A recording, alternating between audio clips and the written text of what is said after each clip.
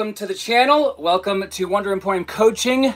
Obviously, I'm the host here. I am your host, Jordan Bridger. Sorry, just getting this all sorted while we explore some pretty deep stuff today.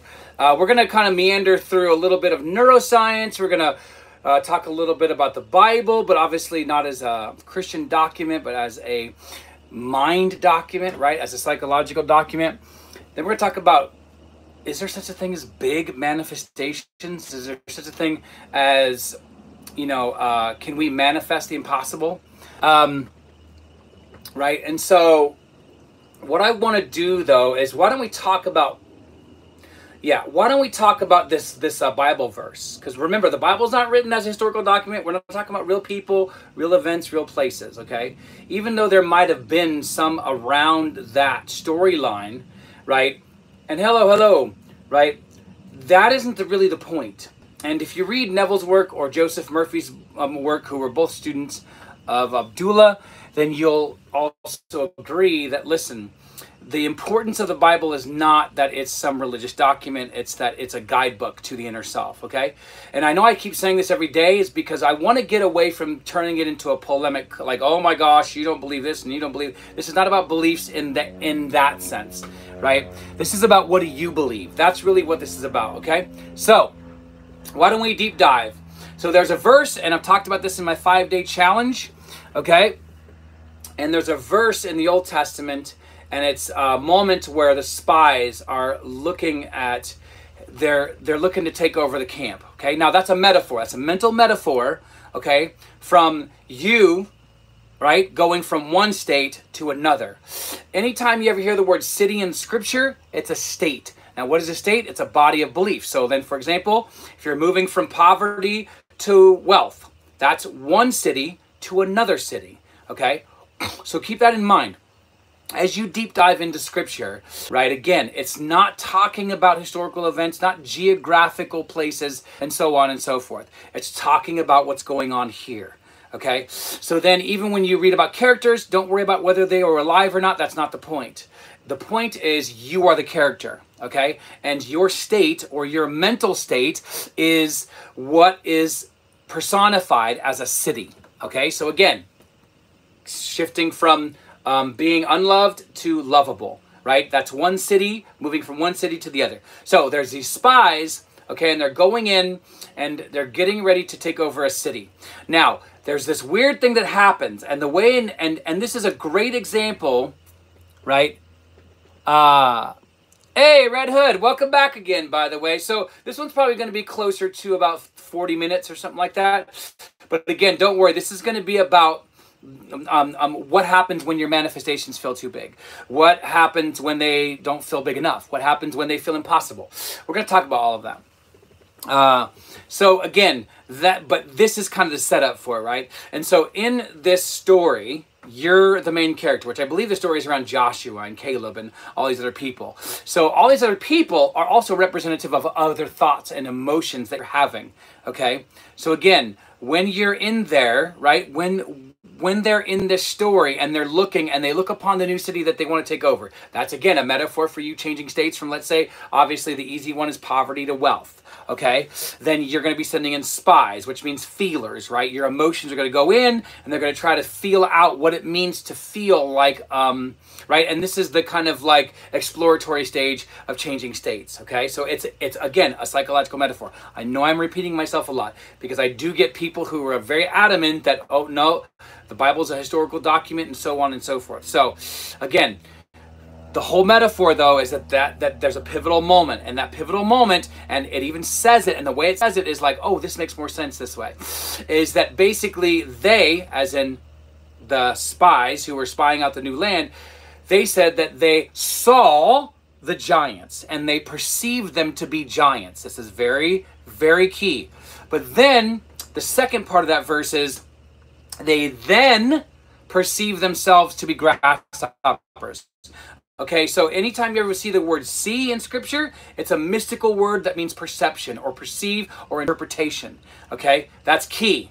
Okay, because a lot of times when we hear the word impossible, guess what we're doing? We are literally comparing ourselves to the object. So then what we're saying is the object is like a giant. It's bigger than us, right? So again, you see that play out, right? So again, that verse is very important because it's telling you what you're doing. And it's telling you also how to get out of it, okay? So again, when we use words, and this is why I encourage my clients, if you're part of my client, roster, or if you want to be, then what we do is we deep dive into the language side of this. Because neuroscience shows that the language that we use, that the brain cannot tell the difference between whether we're saying something or whether we're experiencing it. So if you go around throughout your whole day and say, you're poor, right? Or whatever it is, guess what? Your brain doesn't know the difference. Let me say it a different way, because you've already heard what I'm about to say. Your subconscious doesn't know the difference. So then in the Bible, the subconscious is personified usually as a male, right? And usually as a father figure, usually as some sort of male figure.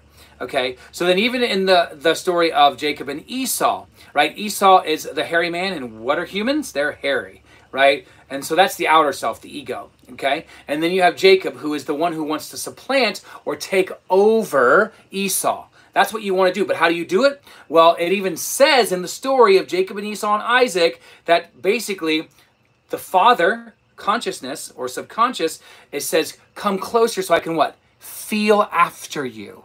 So how do you get to convince the subconscious? You use your feelings to get there. Okay, are you with me? Are you with me so far? So this is why Neville says feelings are the secret. Okay, because you see this metaphor and this story pop up all over with different characters in different places and different times throughout the Old Testament and the New Testament. But you see this as a what? A model. I don't like systems, but as a model of behavior. Okay, and so again, this is very important, because when you start coming to me, or because I have a lot of clients who say, well, what do I do with can I manifest the impossible? You just used a word that really did what? You compared yourself. Because when you start using the word big or small or impossible or possible, what are you doing? You're setting yourself up, right? In connection to and in relationship to what? How you're perceiving whatever it is that you are looking at, okay? And so again, that's key. This is very important, okay? I don't hear anybody talking about this in manifestation circles, okay? So it matters how you perceive something. You can't just go in and be like, I want to manifest $1 million. Okay, cool. You probably won't ever manifest $1 million. And that sounds harsh, but what I'm trying to say is, how do you perceive yourself in relationship to that $1 million? Is it impossible? Because then you won't do it. But if you start seeing it as possible, and don't worry, we're going to go through that. I'm going to give you an awesome technique from NLP at the end of this, okay? But, so again, in about like a half an hour, I'm going to give you a tip and technique from NLP like I have been this whole week, okay? So, again, how you perceive what it is that you desire is the first most important thing you will ever do, okay? Because you can have a desire and it never manifests. That's because you're perceiving it too big. This is why one of the things that I do is I encourage people, right, to remove the word big, remove the word small. So let me say it a different way. And your brain's going to want to go against everything I'm about to say. But, and that's an example that we're going to go through and why that happens. But, okay, so when I say that, what I just said, what I'm really saying is this. There is no difference between manifesting $5 and $5 billion. None. I mean, there is no difference. Okay? The only difference is that when your brain goes, nah, because one weighs heavier than the other, I can count out way more, all this kind of stuff. So guess what? That's your reasoning mind. This is what Neville says that we must not get rid of, but we got to stop relying on it. In fact, he used the word redeem. Okay, redeem means make it think correctly. Okay, so if you're thinking a house is way too big, as soon as your brain goes to because of this and this and this, then you've created an impossible scenario. By the way, impossible manifestations don't exist, right? But the fact that you believe that they do makes them exist. So another way of saying that, and I shared this yesterday, is when Neville says, listen, loss doesn't exist except the belief in loss. However, remove the word loss with anything else, okay? And that's ultimately it. Okay, impossible doesn't exist the fact that you believe that impossible exists. Okay, big manifestations only exist because you have believed, and that is where your focus and attention is focusing itself on, right? So again, in my groups, we actually train how to get our head out of big and small. Because what you do is you got to disassociate. Okay? That means you got to separate from this. Right? So when the Bible says you got to deny yourself, that's the kind of idea that you got to deny yourself from. You've got to deny the ego. And this is the next part. Because a lot of people are saying, why do I do this? Why is it that I want to call this a big, and why is it that I want to call a little? There's two things. Okay, but let me take a commercial break here and see what music is saying. The way I manifest quickly is by visualizing and having a specific song playing that brings out the feeling of the wish fulfilled while driving. Works incredibly. Okay, so that's great. Yeah, so I mean, like, some people use music, some people don't use music. You know, I've been able to manifest like that as well. You know, and everybody's techniques are different. Neville even says this. He just says in one of his lectures on picture image making, right? He says basically just everybody choose a method. He isn't telling you which one to choose. He's just saying choose ones that work for you. And that's why he says this is a test or an experiment. Both words he uses, right? And so you have to find the ones that work for you. And if that's what works for your music, then keep that, you know. Now in 10 years, that might change. And that's all good, right? You can call me whatever you want. I mean, you can just call me Jordan, right? Senor Bridger, I'm kidding. So yeah, so I'm just kidding. But, you know, okay, so back to this, right? Is I want to focus on what's going on, because this is key to recognize. Because not only am I giving you a tip in this, I'm also highlighting where some of your limiting beliefs might be hiding, okay? Because when we start using big, guess who's operating this, as in the flesh body? It is not the inner self, or whatever you want to call the inner self, God, love, imagination, Jesus Christ, it doesn't matter, right? It's the ego. So what that means is that when you start calling things big, okay? Oh, thank you, Red Hood. I really appreciate that. Oh yeah, sorry. Yeah. Sorry. I just assumed that you did, so that was my bad. Sorry about that. But yeah, thank you. But yeah, so basically, we have to realize that when we start calling things big, we're relating to it, not as impossible or possible small. We're relating it only to big. Okay, that means your relationship to this thing now, that it's already bigger than you. Why? Because what did we just say about the neuroscience of language? The brain, the mind doesn't know the difference, right, between you saying something or experiencing it. So when you say the word big, it would be like saying the brain, by the way, the brain is image making, right? So the brain automatically, without effort, works towards image making, okay? So when you say horse, it doesn't think of the word horse. It automatically points to an image. You may not think of it, you may not visualize it, but that's how the brain operates. It operates in and through image. So when you say big, house is too big to manifest, it's going to think of a huge big house. And then it's going to put you in relationship to that big image, which now is a huge monstrous sized house, and you're this small. Okay? Are you with me? Right? And so when you say money hard, what's it going to do? It's going to blow up money, and it's going to decrease you. Okay, and this is going to be one of the tips I'm going to give you. Is very similar to what we did yesterday, but there's another one that's completely different. So I'll actually give you 2 tips today. Okay, and so I want you to hear this though. Your brain is an image-making machine. It's literally making movies. And it's making movies based upon your beliefs. Then you live out and are the main character in that movie. Okay? Okay, that's a great question. And by the way, I'm going to be doing some in Spanish, by the way, Canciones del Despertar, right? And I do want to answer that. I just want to make sure I get this out. So if you hang on, and if you can hang on for like literally like maybe a minute or two, I want to come back to this, because that's a great question. And so what I want to do is, remember, your brain has created this image, right? And this image, but here's the second part to this. Your brain is only relying upon your past experiences. Okay, so when you say this is too big, that's already pointing you to something that you have been taught to believe by either society, by your memories, by your childhood, by something that happened yesterday that was emotionally powerful to you, right? And so that's what is happening. Here's the tip. Catch yourself saying when something is big, or that feels impossible, or that's going to take forever, or that's going to, right? Once you start inserting pieces of information, okay, that make it already sound impossible, you need to then stop it and then ask yourself, there's a belief here that I got from society, from my mom, from my social group, from my friend group, from my church group, from my school group, whatever it is, 20 years ago, 7 years ago, 7 minutes ago, okay? And it is telling me that this has been somehow modified in my way of thinking, that this is now impossible, okay? Are you with me so far? So again, you want to create, and this is where Canciones is asking a very, very important question.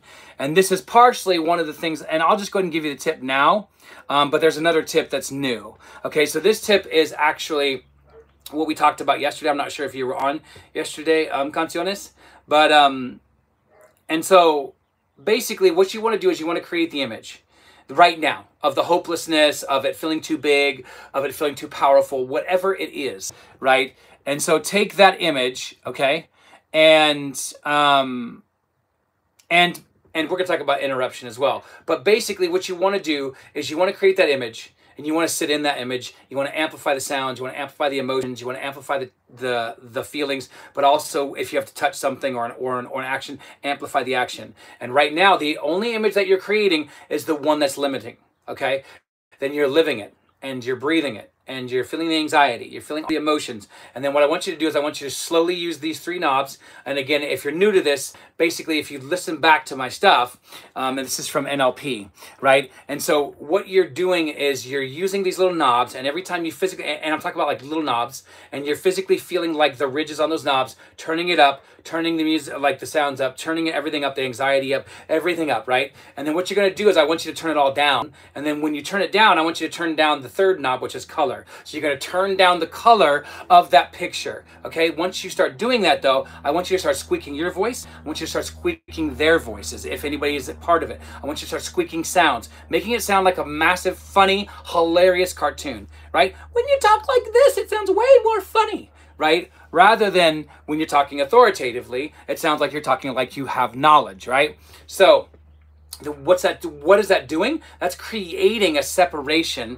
between your mind and that event. And then you're turning down the color of the color, right? You're turning all the color down, black and white, and you begin pushing it away, pushing it away, pushing it away. Then you actually start creating an image that you would have wanted to happen, and then you start living in that from the first person, and use the knobs, but this time you're turning everything up, amplifying the emotion, amplifying the colors, amplifying the sounds. You're living in it, you're breathing in it, you're interacting with it, you're giving yourself an action, one action, you're repeating the action over and over, going back into like rewinding, going back again, rewinding, back again. Now, Neville says, listen, this took him a while to get to, right? And there's actually a practice that I am actually going through in one of my closed groups, because I have a free open group and then I have a closed private group, right? And in my closed private group, we kind of go advanced. And one of the advanced techniques that we do is ultimately learn how to move. So we take some of Neville's techniques and we modify them to make them, make sense to us now. And so it's like moving from one space in your house to another one, but doing it only mentally, right? And feeling that, and feeling the difference, and feeling the changes. Okay. So yeah. So hopefully that's helpful. Yes. Yeah. So there are no limits. Yeah. So interesting question, Red Hood, as well. And I want to come back to that. Please stay on. Yeah, and I mean, music, if you don't mind explaining that a little bit more, maybe in a comment, that would be great as well. What you mean by the Michael Jackson comment. I think I know what you mean, but just for everybody else. So again, what do you do with big? What do you do with small? Because again, let me say this again. A 1-bedroom apartment is no different than a 7-room mansion. A 1-room apartment is no different than a castle that you want to buy in Scotland. There's no difference. None. Zero. The only difference is that you believe that there's a difference. Okay. And if you start telling yourself stories, then what you do is, and this is why, by the way, I apologize if you're not into this, but Neville was really a big fan of Baruch de Spinoza. Now, if you don't know anything about me, not only am I a behavioral scientist, but for about 7 or 8 years, I taught in universities and I would speak at university conferences in philosophy. So Spinoza is very important to him, and I'm going to tell you why. And this is actually a tip for you as well.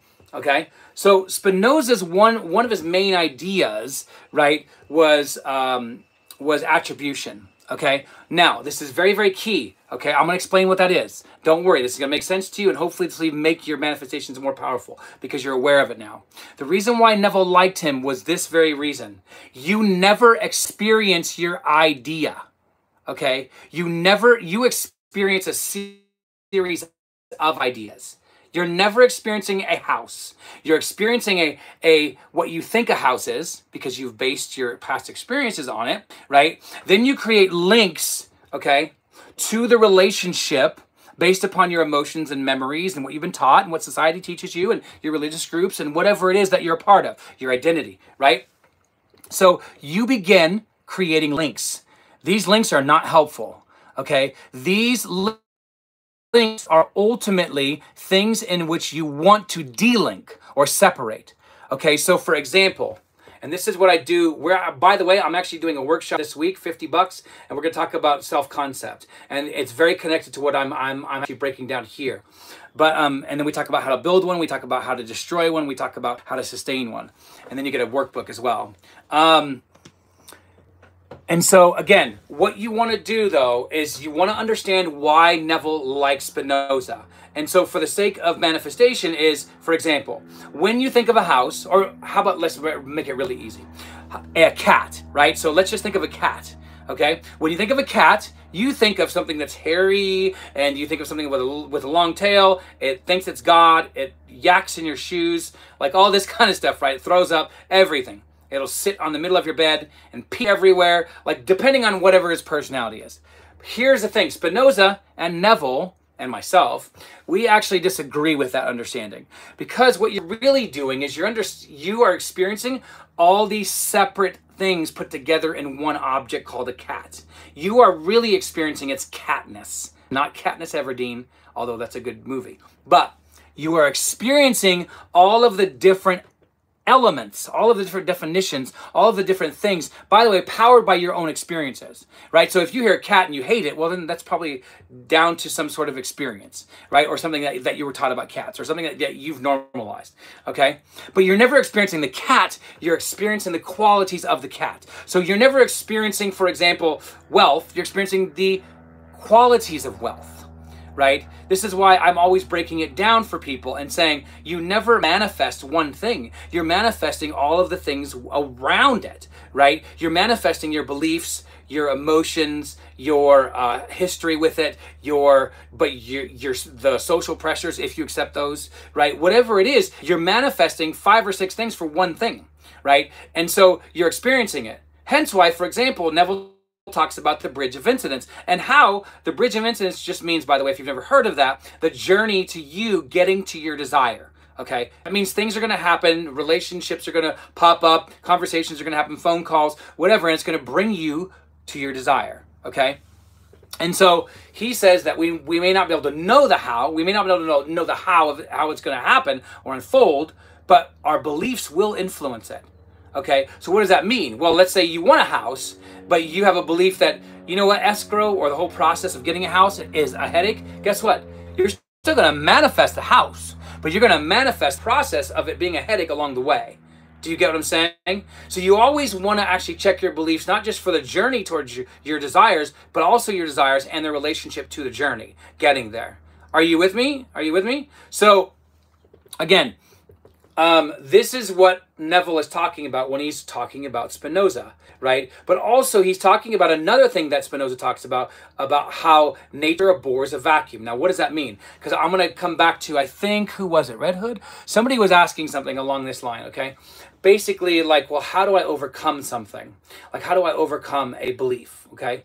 So, like, how do you overcome it being impossible? Well, I gave you that NLP tip, right? You feel the impossibility, you let it go, you remove the color, the sound, all this kind of stuff. then you create the impossible, what you called impossible, make it possible. You live it out, amplify the colors, amplify the sounds, amplify it, and you keep doing that until the point of conviction, okay? Whether it be you feel convinced afterwards today or next week. You keep doing it until you feel convinced this has already happened. It's a memory I don't even need to worry about because it's already happened. That's what you're doing with the scenes, by the way, okay? The scenes are memories and memories are scenes, all right? So, okay, back to this.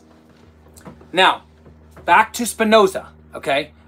And the reason why it's important is you need to realize that everything that you're experiencing when you say big is everything that's tied to that, okay? So, for example, if you grew up in a household where your parents fought a lot about, like, around money, right? Right? Oh, Catherine, very, very cool. One, glad to see you again. And yeah, thank you as well. Yes, Conciones, yes, you want to interrupt it immediately. If there's any limiting beliefs, you want to interrupt it right that second. Okay, no matter where you are, what you're doing, try to interrupt it. And it takes a second to get used to this, and it's a skill, but once you do it, you'll get to learn how to do it quickly. So we're doing a program, one of the many programs that we're doing in a coaching program is called 18 Hours. And it's actually training people using neuroscience and behavioral science to learn how to do this 18 hours, because that's what Neville says. And I know that once your brain goes, shit, that sounds like a lot of time. It is. But when you get it to the habit and you do it for like a year, then you're like, oh, whatever, this is easy. I've changed my brain patterns, right?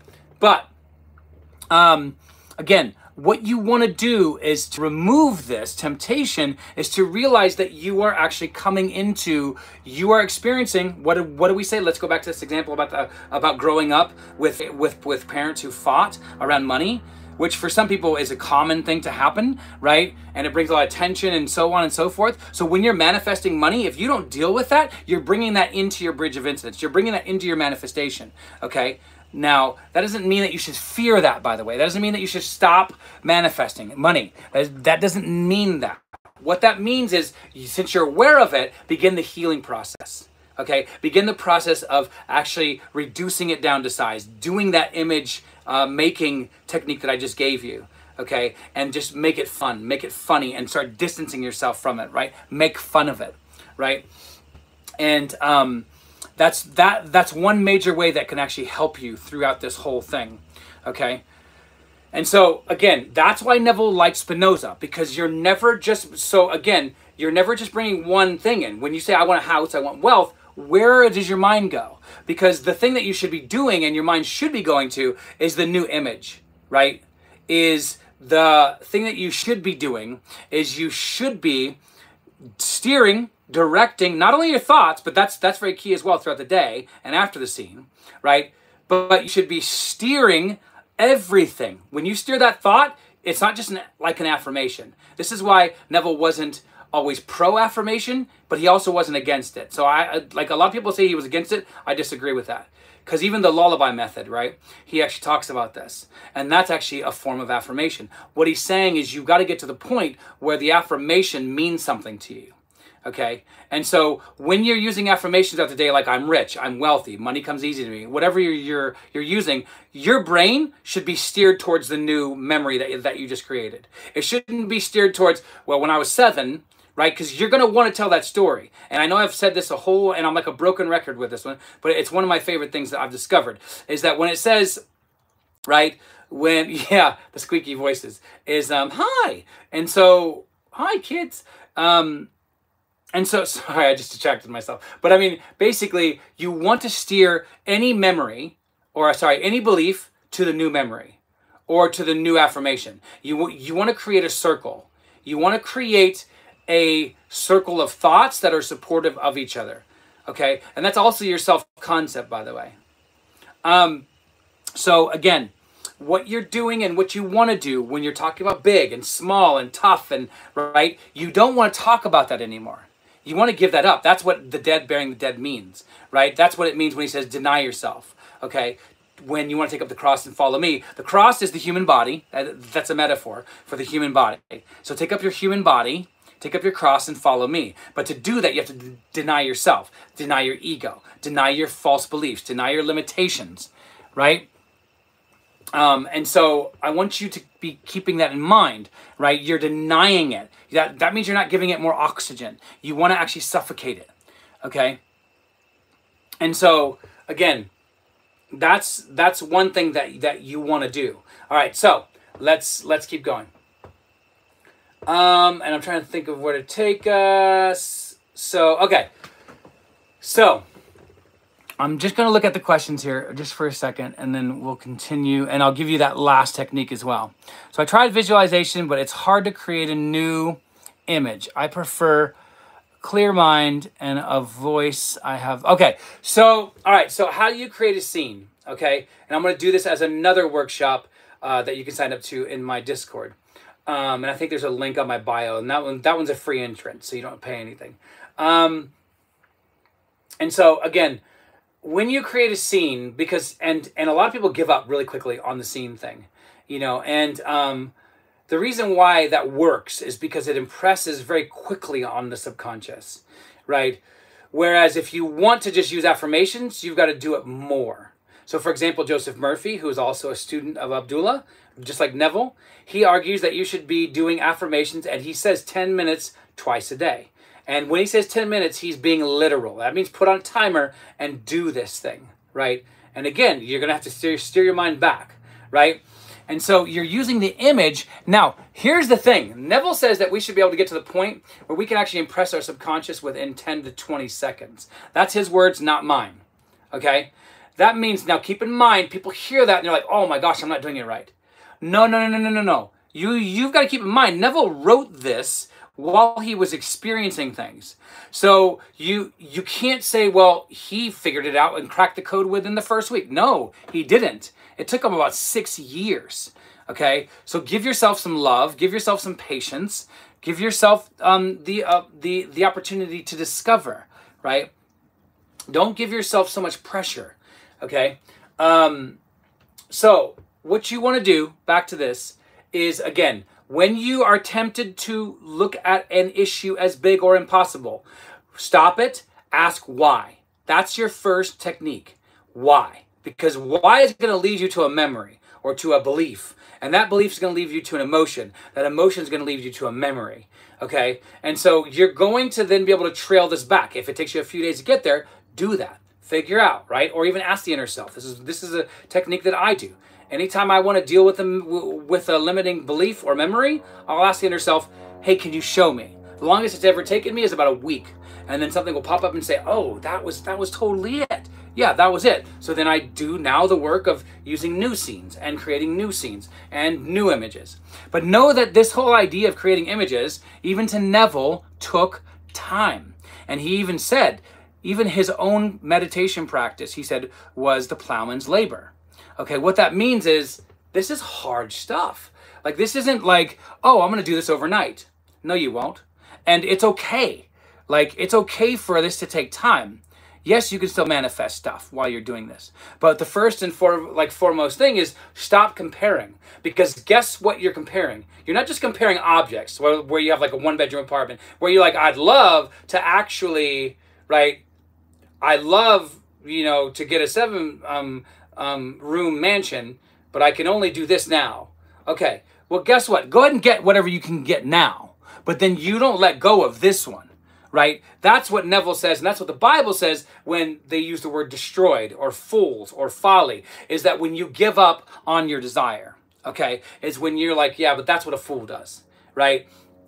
And yes, the Bible is calling us stupid when we are basically giving up on our desire being fulfilled, okay? And desires may take, what, 6 minutes to 60 years. And I don't know what that timeline is for you. And it will be based upon your beliefs, right? And so if you believe that you manifest things very quickly, no matter how big or small these things are, then that's what you're going to experience, right? And that takes time though as well. So you can get there. Again, yeah, and I do see people commenting, and I do plan to get to those. And so, okay, so what you want to do is you want to realize and accept there's no such thing as big. There's no such thing as small. There's just desire and its solution. Neville says this, Every single desire comes with its solution. That does not mean you go search for it, right? That means it's in here, always, never out there, right?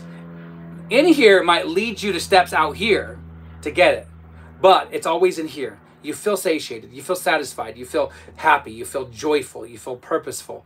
Whatever it is that gets you there, you can use whatever techniques to get you there, right? And so I want to encourage you again, and I'm about to give you that technique right now, to really, really fully give yourself some self-love during all of these processes while you're learning, okay? But then recognize that, again, back to this idea of Spinoza, that you are fueled by not one idea, but hey, what do I think about this idea? Okay, so when you're like, I want to manifest this person back in my life, yeah, but people leave, right? So you have two conflicting ideas, right? Then what you're going to do is you're going to experience the conflict, right? You may get that person back in your life, but then you're going to experience the conflict again, okay? And that conflict could happen within the first week. It could happen 30 years down the road. Whatever it is, you're going to experience it. And so what you have to understand is that you want to do the work. You want to do the mental labor of, okay, how do I get out of this? What do I do? How do I create a new self-concept? How do I do this? And again, this is what I teach as a coach, right?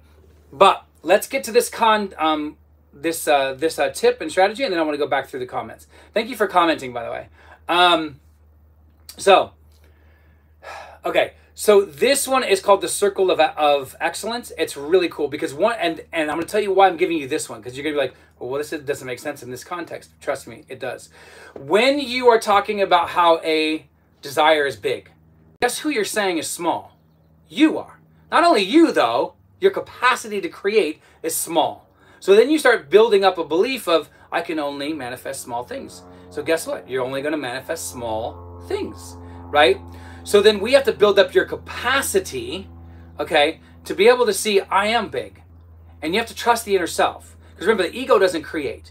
It is the inner self that does. So that means you have to decrease. That means the outer self, the ego, and that also means you have to decrease your time, energy, talents. And when I say talents, I'm talking about any skill that you have in this world, right? Talents, relationships, everything that is keeping you away and focused on your current reality that you don't want to experience, and remove those and start focusing on and using all of those things, because that's what it means to be loyal. That's what faith means. You're using all those different things that I just laid out for you right there, all 4 or 5 things, and you're now using those things every single day towards building and being and becoming the person that who has what you desire. Because remember, you never go into the imagination to have. You never do. That will ensure you fail. But if you go in being the person who has, right, then you will pretty much, unless you don't hold your attention, manifest every time, right? And you could live the best life and the life of your dreams. Okay, are you with me? So here it is. So this is the Circle of Excellence. And this is all about you, building up you. But when you're building it up, don't build up your ego, build up your inner self. Because even there's this moment between Jesus and his cousin, John the Baptist, the dude who gets beheaded, right, and who ate locusts. Little tip, by the way. Apparently locust was a tree, which is still around, and it was a hallucinogenic. So yes, it was like the modern day version of mushrooms. And if John the Baptist ever existed, he was on mushrooms most of the time. So again, when he says I must decrease so he can increase, it's also a metaphor for us decreasing, right? For us decreasing the outer self, the ego, so that the inner self can do its work. But the more that we try and push and effort and force, then it won't happen, right? So again, this is called the Circle of Excellence because you need to trust your inner self. So what I want you to do is I want you to create an image.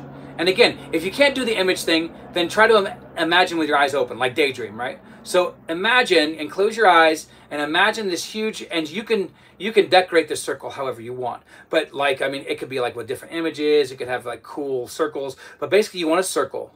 And in this circle, I want you to make the circle glow as bright as you can. So again, use that knob technique, turn it up, okay? And if you want like inspirational music, turn inspirational music on.